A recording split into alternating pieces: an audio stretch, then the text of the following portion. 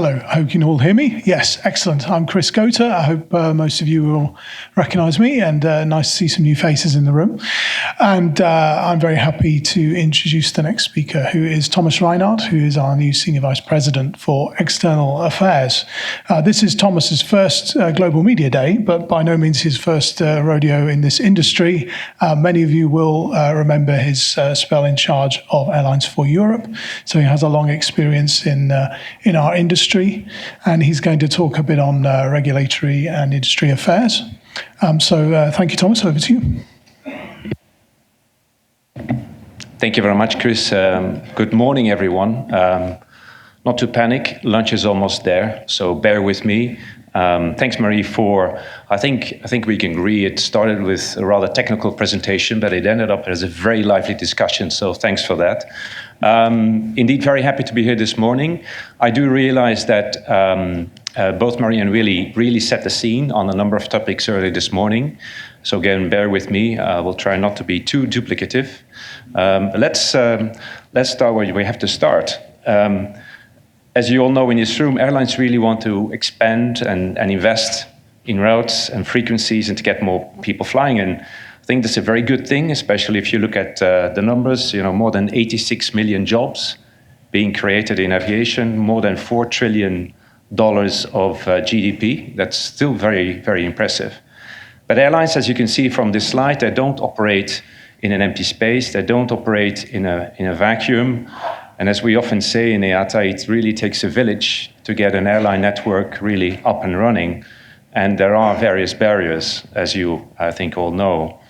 So what I wanted to talk today is a little bit of sort of more the political focus on topics, also really talk to a large extent. I really want to talk about basically two elements of regulations and fiscal policy. One is the, consumer regulation, and the other is aviation taxes. Both of these have the potential to, I would say, really support aviation or to hinder aviation connectivity and competitiveness. Let's start with consumer regulation. Airlines are really consumer-focused business, and I really felt this when I came back to IATA. I spent a couple of years in IT in a B2B environment, and then you come back to the airlines, oh boy, this is really B2C again. So, but that's a great thing. It's a great place to be at, but it also really means that when passengers aren't really happy with the service, satisfied with their experience for whatever reason, they will take their business elsewhere. We're a very highly competitive market. And so if you look at it, how a regulator should look at it is when you want to encourage innovation and stimulate competitiveness, you need global regulations. We're a global business, but the regulation should be proportionate and really should be as harmonized as possible across the board. And that's, by the way, as we all know, that is and was the objective of ICAO.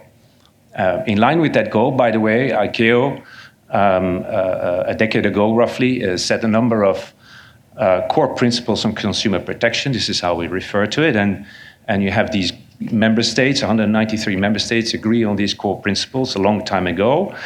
And these core principles are really good because they're really there to balance two things. On the one hand, passengers need to be protected, which is a good thing. I think that's what we all want. But what we also want is, on the other hand, the ability for airlines to offer choice and value, and to be able to operate and business-wise in a proper way. So that's also good for the passengers. Now, if governments really aligned with these principles, and I think you know where this is going, but if they're really aligned with these principles, it would really encourage consistency across borders, globally, and really enhance the passengers' confidence in the aviation system. But as you rightly guess, this is unfortunately not happening in many countries. So what does the passenger really expect from us? For the last few years, IATA has done some polling with passengers in 15 markets, mature markets, really worldwide, twice a year on a variety of issues. And what you see here in terms of what really passengers are expecting from a flight, it needs to be safe, the flight affordable, sustainable, and reduce delays. So obviously, delays and cancellations, of course, can be a real pain for passengers. But really what comes from the poll is you clearly see the affordability is the second most important priority for passengers. And then in this context of passenger rights, what I want to discuss is they want to make sure that airlines reduce delays or avoid cancellations as much as possible. Importantly, for the consumer protection debate, it's notable that it's on the slide, 97% of the passengers were actually satisfied with their most recent flight.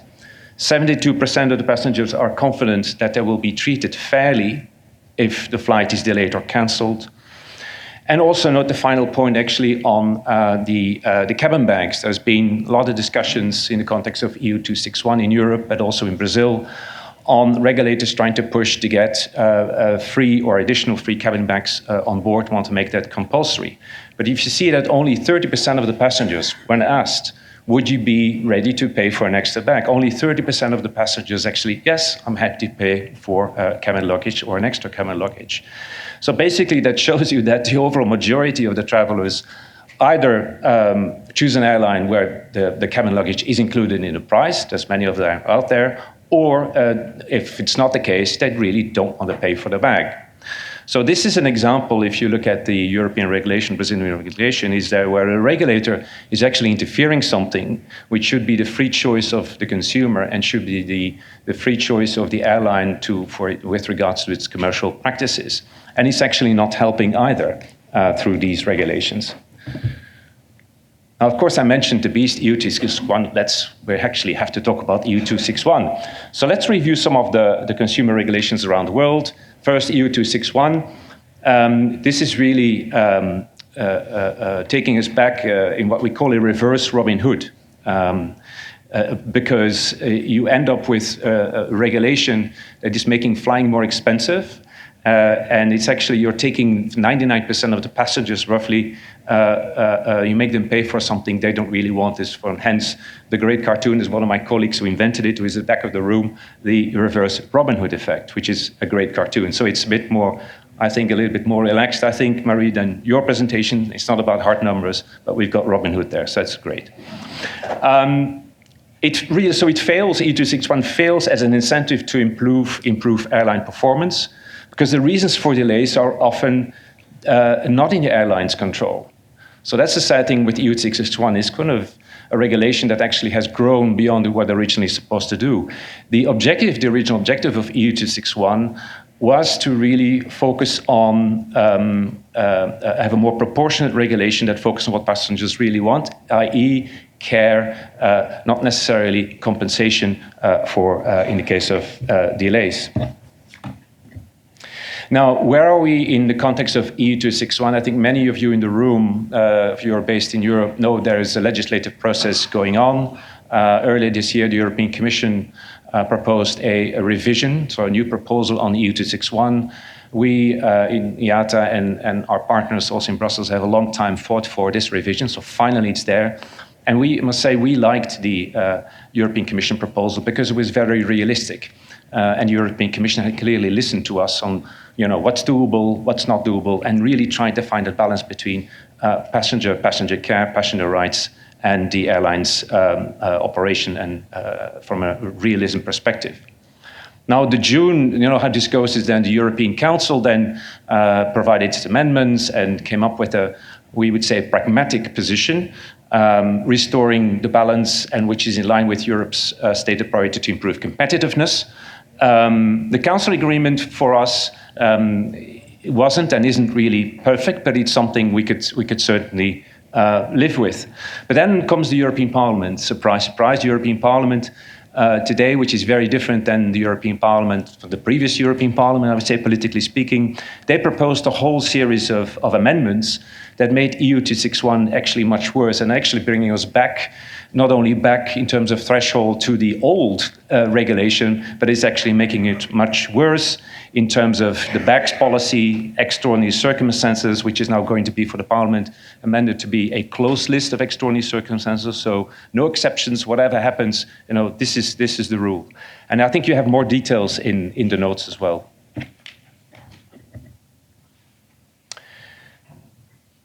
In short, the Parliament's demands, if you look at it, first of all, that don't respond to the consumer demands. If you think about the options or basically analysis I referred to in the slide earlier, it doesn't reflect the complexities of the airline operation. A threshold of 3 hours is way too short in many, many cases for the airline to recuperate a crew, to get a new aircraft, and to bring within 3 hours before compensation deadline hits in to the point of departure.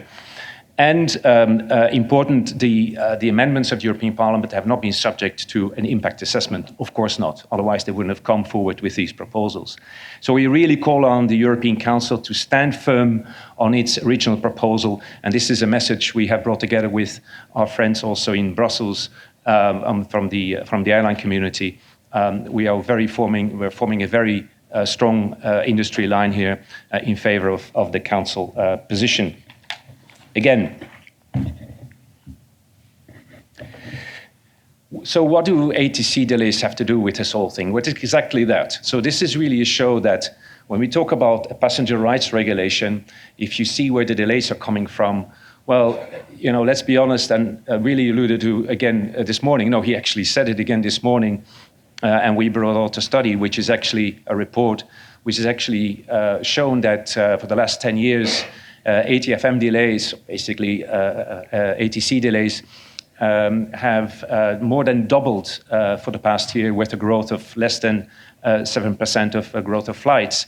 So that's a real endemic problem. You know, I've been away from the aviation sector a while, and sort of coming back was with a double feeling. It felt like coming home again, and I really missed this industry. But also when I was looking, so what about CES2 Plus? Oh, really, nothing has changed, really, you know, Thomas. And so there's a number of, so the way ATC is run in Europe is just scandalous. It's not working for the reasons Willy mentioned again this morning. So again, I'm just putting up this slide just to show that good regulation, say EU 261 in this case, it really works when it creates the right incentives for the regulated entity, i.e. the airlines, to do something about it. And certainly if it is within our control. But an incentive or a deterrent, you know, the carrot or the stick, only works if the party is being regulated that we can actually control the problem. Now in ATC, we don't control the challenge.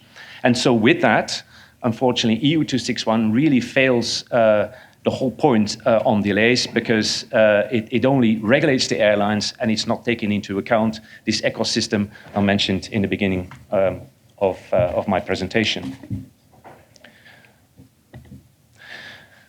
So with regard to ATC, a single European sky in Europe, CES2 Plus, wherever you may call it, I was in another meeting last week with European Commission and the network manager. They're trying to sort of patch up things, but they're not really trying to help the fundamental problem. And it's really the way ATCOs and ANSPs, how they operate. They operate very inefficiently. So it's up to the European politicians to really focus their attention on this bottleneck. It's about ATC performance, it's about punctuality and resilience. And as long as they don't do that, we will continue to have problems with regards to discussion files like EU 261. Okay, enough on EU 261. I did say I was going to cover bits and pieces of the world. Well, let's take two very different approaches in the Americas. The US, take the US, the consumer rights situation in Washington, D.C. Well, the US government decided to withdraw a proposed rule on passenger compensation on the one hand, and also because they realized it would certainly help with sort of the flat growth in the domestic market that we've recently seen in the US. So we welcome this decision, certainly. On the other hand, while Brazil, the Brazilian government is trying to attract more airlines, more competition, including the LCCs, in the domestic market, we see that, on the other hand, the same government, the parliament, to be fair, are actually introducing a passenger rights bill that has been proposed and that is currently with the Senate in Brazil, and which will actually do some of the bad things that I mentioned under EU 261 before.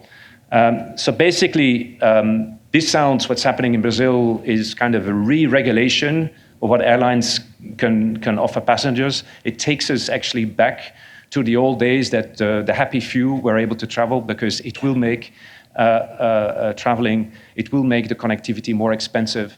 It may potentially also lead to cancelling routes in the domestic market in Brazil. So not a good idea.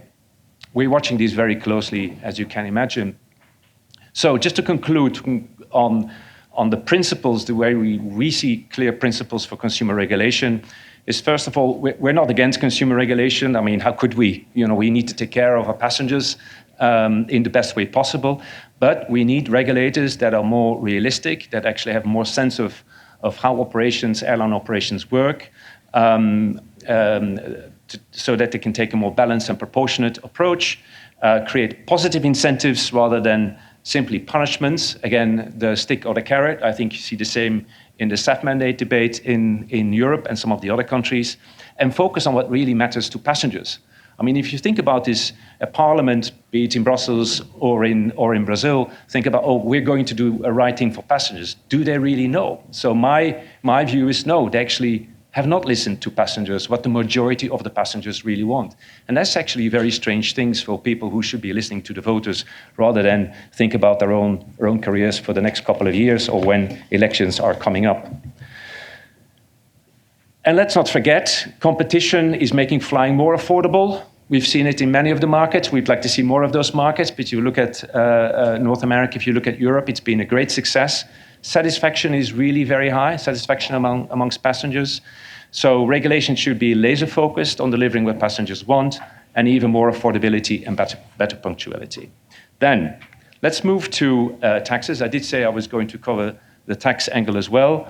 Let's start with corporate taxes versus then the specific and passenger taxes, which I will discuss in a minute.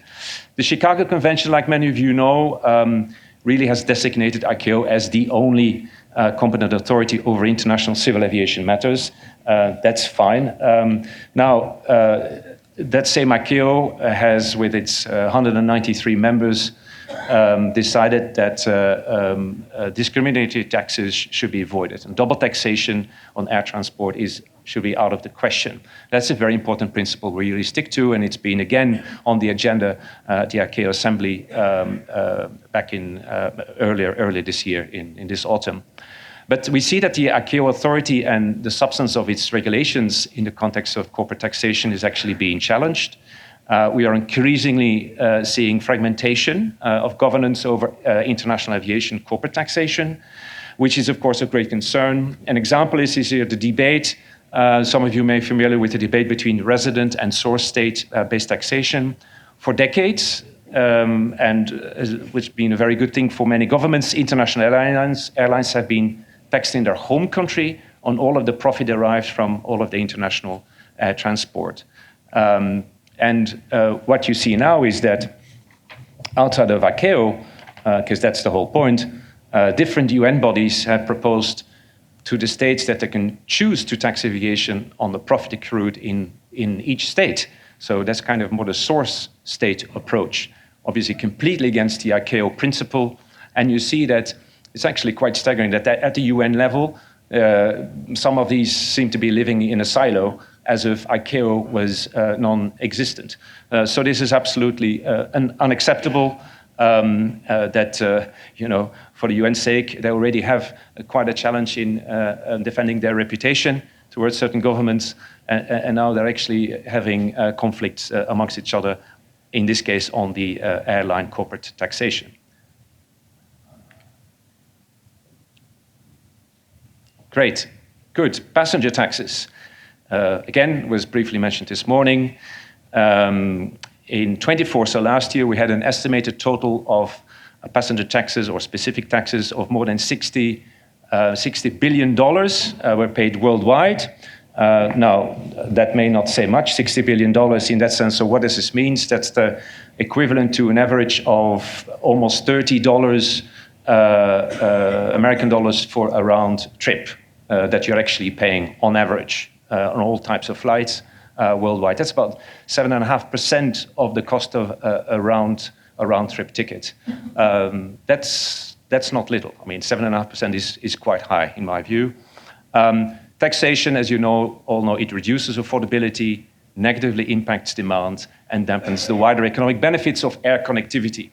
And this is why it's very interesting to move to some of the national developments, again, briefly mentioned this morning, but just to put things into context, Netherlands, I live in Brussels, so I'm very close to what's happening in the Netherlands and the whole political mess now. I shouldn't be saying too much because I'm Belgian myself. The situation from a sort of political stability perspective is not much better in Belgium, but we're getting there. So why am I mentioning these countries again is because the Netherlands and Belgium have decided as of 27 to increase the taxes. Not a very good idea. Belgium has done that in the context of, but to Marie's point, it's not an efficient tax, but still they have done this in the context of the budget deficit discussions. Huge deal. It took them months to come to a budget agreement. And of course, again, they are targeting the aviation in this sense. Now, it's not all bad news, I would say. Germany, which has been notorious for its high taxes, not the highest, because the winner is there. How could I forget APD in the UK? So that is going up with inflation. But Germany has decided, and their tax includes a number of charges and fees and so on, including related to security related as well, but it is a passenger tax. So they decided to remain flat. And I think the rationale is here, I think similar to the Swedish one, where the Swedes completely abolished aviation tax. And looking to Marie, I mean, Sweden or Scandinavian countries, but certainly Sweden is not known as the most tax-friendly country. So why does Sweden abolish the passenger tax? Well, because they did realize Sweden, well, they actually haven't recuperated the growth or the level of aviation business since COVID. So they haven't recovered yet. So then someone smart in the Swedish government says, oh, there's something wrong here. What can we do in order not to prevent further growth and go back to COVID and actually do better than COVID times? Well, let's abolish the passenger tax, amongst other things, of course. But I think this is really a telling example. And I think the same for Germany. So Germany is doing it not to please the airlines. Germany is clearly doing this for economic reasons. There's a whole bunch of measures that this new German government has taken to stimulate the economy. And this is one of the points that were on the table. So I think just to say that a passenger tax is not a fiscal opportunity, I'm sure Marie will agree with this, but it's a connectivity risk. And if you create connectivity, loss of connectivity, routes being diminished, then you do have a serious impact on your economy. And of course, there are also other countries. I just mentioned these couple of, I would say, telling examples of passenger taxes, increases, abolishments, and keeping flat. But there's also in developing nations, we have taxes such as in Kenya, Gabon, Djibouti, Argentina, Mexico, of course. And the list is still too long, so I won't enter into too much detail. Taxation does not have public support. This is also clear what we've seen from research. They don't have public support. People don't understand why aviation is taxed with a blunt tax, with a passenger tax. The consensus is quite clear here. 81% believe there are too many taxes on flying. 78% and 72% of passengers, respectively, regard taxes on frequent flyers and premium class flyers. They think it's unfair. And 76% there agree that taxation is not the way to make aviation sustainable. So we've heard also Willy's comment this morning. It doesn't change anything with regards to the way the taxes are being proposed, with regards to it's not going to reduce CO2 emissions. These aircraft will still take off. Even if they have a smaller load factor, they will still fly with the same emissions. So our message to government is simple. Passenger taxes are unpopular and counterproductive, and the government should think twice before they introduce or increase further passenger taxes. Instead of imposing taxes, there are ways to boost aviation connectivity and to grow our economy. And there are many examples, good examples, to look at that. So I'd say incentivization, rather than the stick, and then we'll create a much better framework in the future for the airlines going forward. Thank you very much. Thank you, Thomas. Yes, absolutely. Yes, thank you. Round of applause.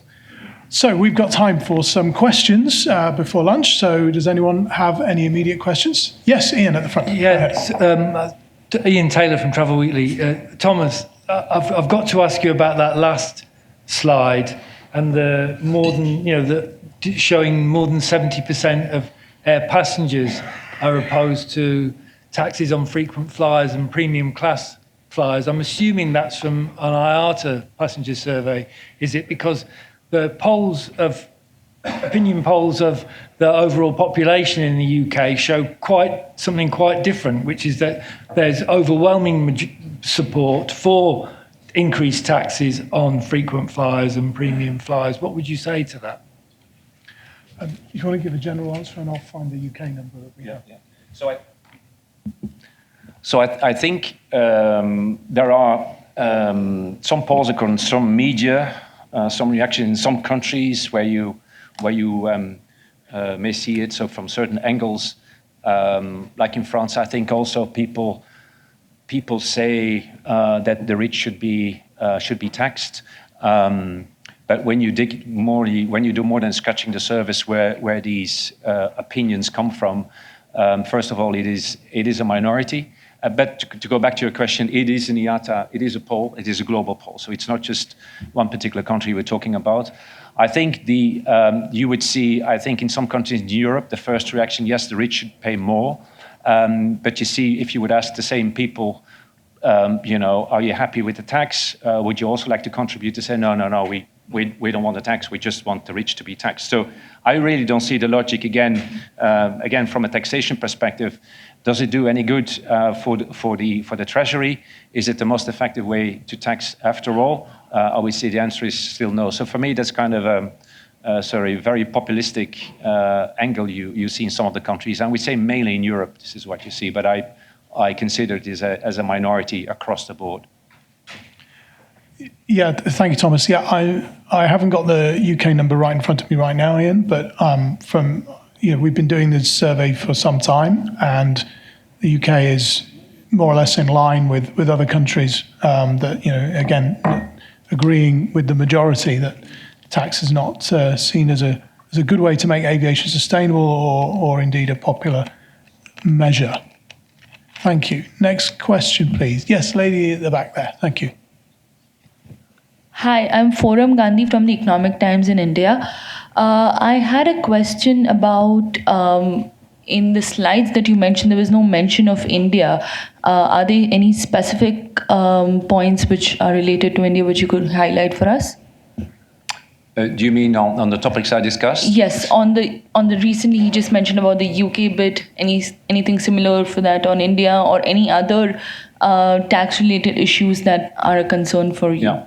So I can say from a Middle East, African complete perspective, an Asian perspective, taxation, when we look at the priorities we look at, taxation is almost everywhere a topic.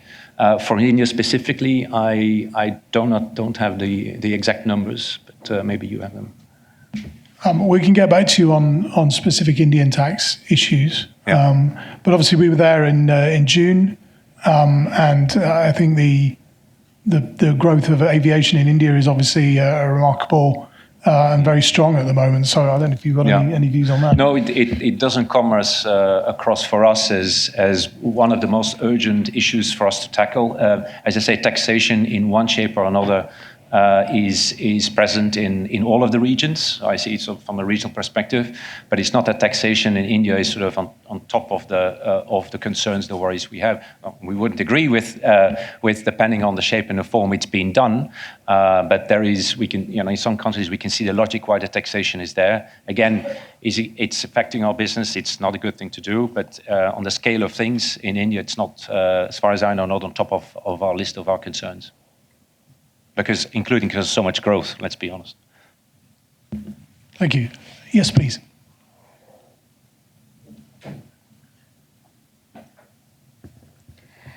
Hello, I'm Elisa from Agência Estado Brasil. I'd like to ask a little bit more about this taxation on luggage. It's a big question in Brazil right now. A lot of criticism. So if you talk about the impacts and things like that, please. So on the cabin luggage, the free cabin luggage, yes. So we have a similar discussion going on in E261, so there's some similarities. I do see it in Brazil as in the context of pre-election mode. So it is one of those measures that if you see it in the press without the context, who would be against a free cabin luggage? No one. Then, if you look at the realities, how are we going to make this work? Then you see where the problem comes up. Well, first of all, the consumer choice is the same in Brazil. So it's a global poll we've done in 50 markets. Brazil was one of those markets we polled as well. You see clearly it's not a priority for the Brazilian passenger, for the majority of Brazilian passengers. That's one thing. Second thing is operationally. If they start talking about having an additional free cabin luggage, for instance, actually, if everyone would bring, I think, cabin luggage on board, you could see that, depending on the size of it, you could see that today's aircraft are not designed for everyone to allow cabin luggage. I'm not meaning under your seat, where it's the best safe thing, above in the... How do you call it? The bins. In the bins, thank you very much. For me, a bin is also something kind of dubious word, but in the bins. So that's another operational challenge. As a result of that, if suppose that everyone would be taken one or two cabin luggage, so would be encouraged to take more cabin luggage, you would see more delays as well. I see it already now, not just with in Europe when flying across Europe, where you have a capacity load of 80, 84, 85%. On top of that, more and more people bringing cabin luggage. If we're going to allow more people to bring in, that's going to cause even more delays. Now, and the principle is the same. This is governments really interfering with passengers' choice, and secondly, I would say also the commercial freedom of airlines to offer free or no free cabin luggage, let alone an additional cabin luggage. So the compulsory nature of it, we have a serious problem with that. This is really not done for the reasons I explained. Thank you, Karen, and then Kurt. Thanks, Chris. Thomas, with wherever you look in the world, you mentioned about the difficulty of communicating all this to policymakers, lawmakers, so they understand it, and then they're changing all the time, particularly in places like Latin America, but they change all the time. So how challenging is it to both keep those the changing people educated as to why some of these things don't work? And is this something that, I know you're heading the advocacy, if you like, this part of it, but is this something that IATA needs a bigger team for? Thanks. Thanks for the question, Karen. So first of all, I would say there's lots of great ICAO principles around. And why are they great? Because we're a global business, and these are global principles. That's one of the relevant and good guidelines that we like to use in many of the files that we are dealing with. The second thing is, you're rightly so on the educational role of IATA and my team going forward. We have an advantage in IATA, or even a couple of big advantages. One is that we are global, so we can compare notes. We can talk about Brazil. We can talk about what's going on in Singapore. I mean, if you look at the presentation from Marie, it's truly global. And we have expertise in all of those markets. We have the facts, we have the numbers, we have the economic analysis, all types of analysis that we can show to the regulators. So our job is to bring the rational argument, not emotionality, but the rational argument to the table to convince the regulators wherever they are based what they should be doing more and what they should be doing less. Again, it's a global industry, and if you don't get things right in one important region because of our international trade, this could well have a domino effect in other regions, and you could get it also wrong in the other regions. And you would see the effect in terms of even connectivity to that extent. So it's really important, and that's a strength of IATA, so that we can play in all of the regions, in all large markets. Do we need to do more of that? Advocacy, as we call it lobbying or advocacy, is one of the three pillars of IATA's existence. So it's always been very important. I do believe that we have global principles, global views from where I'm sitting, from my little chair here in a global role, which is not easy, but we execute locally. So it's important to continue to have this global, I would say, credibility as IATA, which we do have, for the reasons I just mentioned, but it's equally important that we're able to execute, that we're able to listen to the local markets and also act locally. I think people call it glocal. So this is, I think, a continued challenge for IATA to do this. Just to finish on that, this is also why is glocal so important, is why we work very closely together with our regional association partners. And it's not because I used to run one, but it's the regional associations have a lot of value. National associations have a lot of value to add, also towards the politicians, of course. So this is the way we like to make it work. Yes, hello again, Kurt from ATW. You left the industry, now you came back, and you said that there was no changes, improvements on the ATC sector, especially here in Europe. Is it also related that we don't have enough, flight controllers or closed airspace via Ukraine and Russia, which creates stress on other nations like Poland, for example? What are the main challenges now? And no one talks anymore about a single European sky, actually. Yeah. Thanks, Kurt. We talk about CES2+, so it's still there somewhere, but it doesn't hold a lot of credibility anymore. So I guess we prefer to talk about, use other terminology.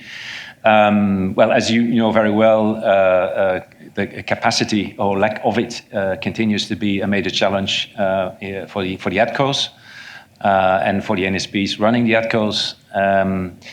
So there's been some improvement in some countries, but it takes a long time to upskill people, to train people, air traffic controllers, that is.